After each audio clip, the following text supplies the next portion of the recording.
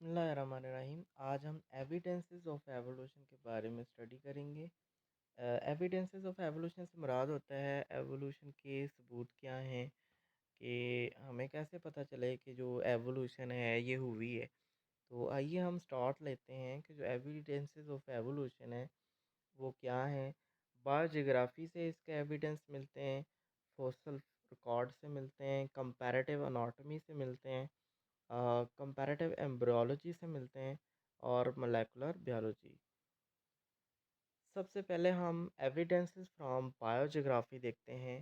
Biogeography हम किस चीज़ को कहते हैं? Geographic distribution of species, this is biogeography के जोग्राफिकल एरियाज़ के लिहाज से, जोग्राफियाई लिहाज से अगर हम स्पीशीज़ की डिस्ट्रीब्यूशन देखें कि कहाँ कहाँ दुनिया के कौन कौन से खित्तों के अंदर स्पीशीज़, कौन कौन सी स्पीशीज़ पाई जाती हैं, तो ये इस चीज़ की स्टडी को बायोजियोग्राफी कहते हैं।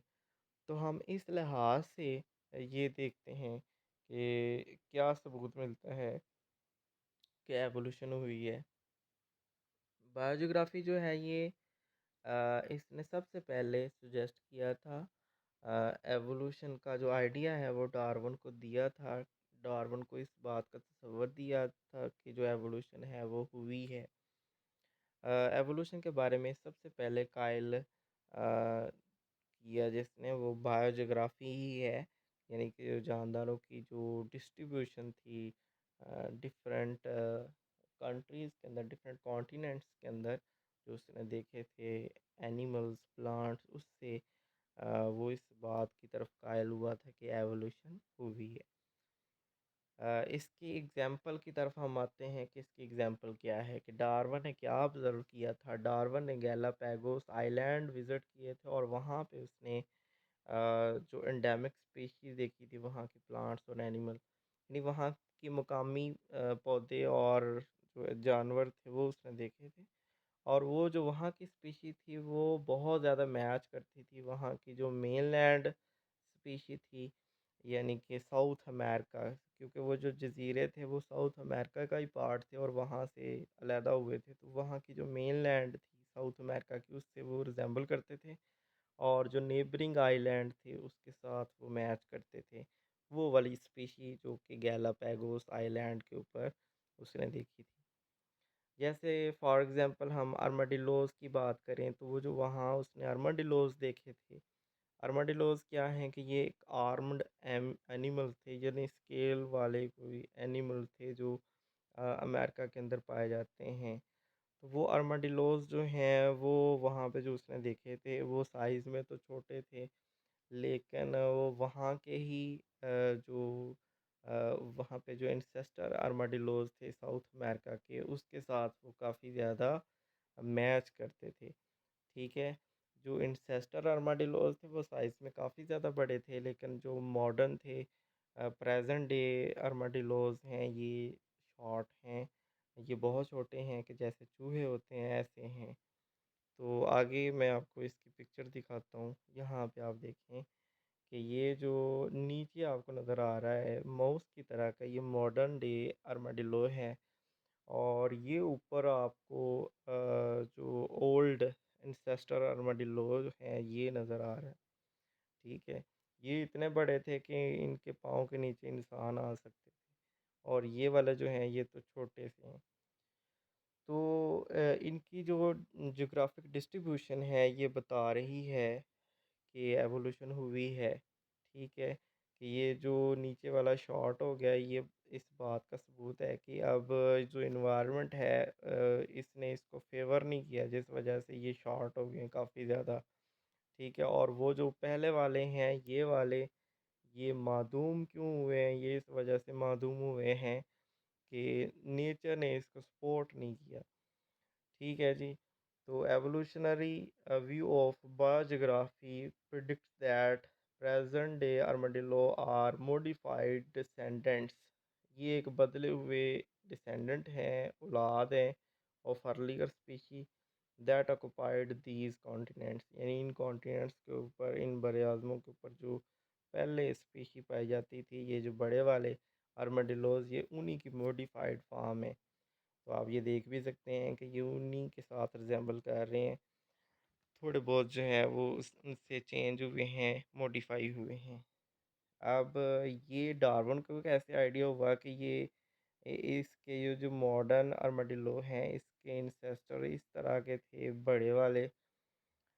Fossil record confirm that such ancestor existed. Darwin ने वहाँ पे फॉसल देखे थे इस तरह के, यानी ये जो मॉडर्न डे आर्madillo है इस तरह के इसने बड़े बड़े फॉसल देखे थे, जिससे इसको आइडिया हो गया कि ये जो ओल्ड आर्madillos थे वो साइज़ में काफ़ी ज़्यादा बड़े थे। आगे हम देखते हैं evidences from fossil record. Fossil record से क्या एविडेंस मिलते हैं? Succession of fossil form is a strong evidence in favour of evolution. Evolution के हवाले से अगर हम ये देखें कि फॉसल फॉर्म जो तरतीब से मिलती हैं, जो फॉसल मिलते हैं ज़मीन के अंदर, उनका तरतीब से मिलना, तरतीब से मुराद के जो पुराने फॉसल हैं सबसे डीपर लेयर में होते हैं, जो उससे नए होते हैं उससे ऊपर वाली लेयर में, और जो सबसे नए होते हैं वो सबसे ऊपर वाली लेयर में होते हैं। तो इनका तरतीब के साथ मिलना, इस चीज़ का ये सबूत होता है कि एवोल्यूशन हुई है। फॉसल्स क्या होते हैं? Fossils are actual remains and traces of organism. Fossil जो होते हैं ये एक्चुअल रिमेन होते हैं, बाकियात होते हैं, ट्रेसेस ऑफ ऑर्गेनिज्म होते हैं, यानी जो ओल्ड ऑर्गेनिज्म उसके आसार या उसके निशानात होते हैं, that lived in ancient geological time. जो पुराने वक्तों में मौजूद ऑर्गेनिज्म थे उनके बाकी रहने वाले आसार या रिमेन्स जो होते हैं उनको फॉसल्स कहते हैं। विजुअल रिकॉर्ड की बात करते हैं। Fossil provide visual record. Fossil जो होते हैं ये हमें विजुअल रिकॉर्ड प्रोवाइड करते हैं कि हम देख कर जो है वो जज कर सकते हैं कि एवोल्यूशन हुई है। तो ये हमें विजुअल प्रूफ देते हैं एवोल्यूशन के बारे में। Darwin found second idea of evidence from fossil record. Darwin ने जो दूसरा आइडिया डार्विन को मिला था वो फॉसल रिकॉर्ड से मिला था कि एवोल्यूशन हुई है। ओल्डेस्ट नाउन फॉसल, अगर हम ओल्डेस्ट नाउन फॉसल की बात करें तो वो प्रोकैरियोट्स के हैं। प्रोकैरियोट्स जो हैं इनके फॉसल सबसे पुराने हैं। तो इस वजह से जो फॉसल रिकॉर्ड है ये प्लेस करता है बैक्टीरिया को as ancestor of all life form. कि फॉसल रिकॉर्ड हमें ये बताता है, उसके अकॉर्डिंग अगर हम देखें तो बैक्टीरिया जो है ये सारे लाइफ फॉर्म के इंसेस्टर हैं, सारे जानदारों के इंसेस्टर हैं। उसकी वजह ये है कि इनके फॉसिल सबसे ज़्यादा पुराने हैं। अब हम इसकी एग्जांपल देख लेते हैं कि जैसे अगर हम वर्टेब्रेट की डिफरेंट क्लासेस की बात करें तो वो क्रोनोलॉजिकली जो हैं वो अपीयर हुई हैं अर्थ के अंदर। उनके जो फॉसिल्स हैं वो क्रोनोलॉजिकल अपीयरेंस रखते हैं अर्थ में। क्रोनोलॉजिकली से मुराद ये होता है कि तारीख़ के अंदर अगर कोई वाक़यात तरतीब के साथ रूनुमा होते हैं तो उसको क्रोनोलॉजिकली कहते हैं। जैसे अगर हम देखें तो ये अर्थ की डिफरेंट लेयर्स दिखाई गई हैं और इसके अंदर सबसे जो डीपर लेयर है ये वाली, तो इसमें आपको फिशेस के फॉसिल नज़र आएंगे। ठीक है, तो इस बात का ये सबूत है कि ज़मीन की जितनी नीचे वाली लेयर में जो सबसे डीप फॉसिल हैं वो फिशेस के हैं। तो ये सबूत है कि जो फिशेस हैं वो सब के इंसेस्टर हैं। तो यानी सब वर्टेब्रेट के इंसेस्टर हैं। वर्टेब्रेट के 5 ग्रुप हैं ना, फिशेस, एम्फीबियन, रेप्टाइल्स, बर्ड्स और मैमल्स। तो फिशेस के जो फॉसिल हैं वो सबसे डीपर लेयर में, ये सबूत है कि ये सब सब वर्टेब्रेट के इंसेस्टर हैं। क्योंकि ये पहले मौजूद थे दुनिया में तो ये सबसे पहले डेड हुए और इनके जो बाकियात हैं वो भी डीपर लेयर के अंदर हैं, यानी नीचे हैं। उससे ऊपर वाली लेयर में हमें एम्फीबियन के फॉसिल नज़र आते हैं।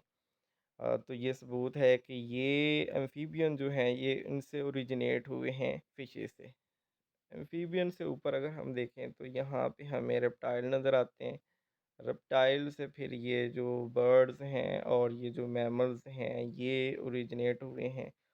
तो बर्ड्स और मैमल जो हैं इनके अगर हम देखें तो इनके जो फॉसल हैं वो सबसे ऊपर वाली जो लेयर हैं इनके अंदर नज़र आते हैं। तो ये इस बात का सबूत है कि ये सबसे बाद में जो है ये क्या लेंगे फिशेस से एम्फीबियंस ओरिजिनेट हुए, एम्फीबियन से रेप्टाइल्स, और रेप्टाइल से फिर ये जो दोनों हैं बर्ड्स और मैमल ये ओरिजिनेट हुए हैं। यानी ये मॉडर्न स्पीशी, मॉडर्न वर्टेब्रेट के अंदर ये आते हैं, बर्ड्स और मैमल्स। तो most fossil are found in sedimentary rocks. तो अब ये जो फॉसल होते हैं ये कौन सी रॉक्स के अंदर पाए जाते हैं? ये सेडिमेंट्री रॉक्स के अंदर पाए जाते हैं। तो हमने यहाँ तक स्टडी कर ली, यहाँ से आगे हम फिर नेक्स्ट स्टडी करेंगे, नेक्स्ट देखेंगे, नेक्स्ट एविडेंसेस के बारे में पढ़ेंगे।